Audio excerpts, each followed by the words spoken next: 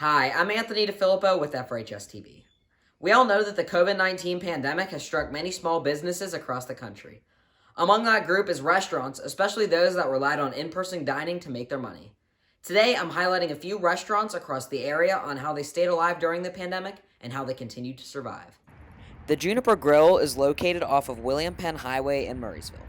I talked to one of the managers, Mitch Burton, about how it was particularly hard on his staff. A lot of especially front of house staff, the servers and bartenders, they live paycheck to paycheck.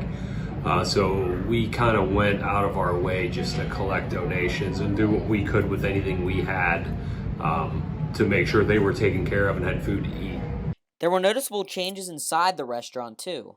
It's adapt or die. We've most recently gone and put sectionals up in between our booths just to accommodate all the standards that we possibly could. We just follow all the restrictions, just trying to make sure it's a safe place for our staff as well as our guests.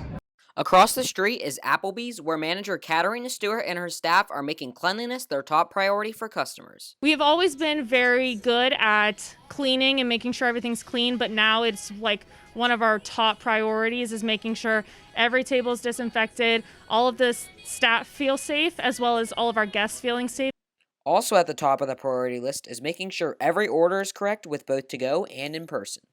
A lot of our to-go staff has been trying to amp up their procedures, making sure that every order is exactly correct whenever they come here, making sure that they feel safe, that even if they are getting to-go, we're still following those procedures with them. Lastly, I went to 80 Acres in Plum to talk to Don Winky, the owner, as well as a chef.